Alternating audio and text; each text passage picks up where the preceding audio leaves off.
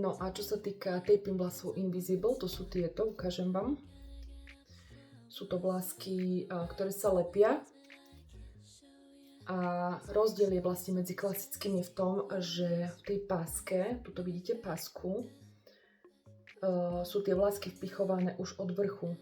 To znamená, že z vonkajšej strany, kde sú nalepené, tak sú nalepené od vrchu vlasmi. Čiže absolútne nie sú vidieť. Zároveň vytvárajú taký už od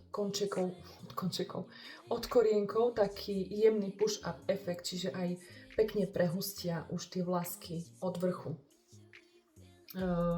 Máme rôzne odtiene, pridali sme teraz dve nové dĺžky, 40 cm a 60 cm, takže naozaj je si z čoho vybrať. Ja vám tu nechám odkaz na taping vlasy Invisible.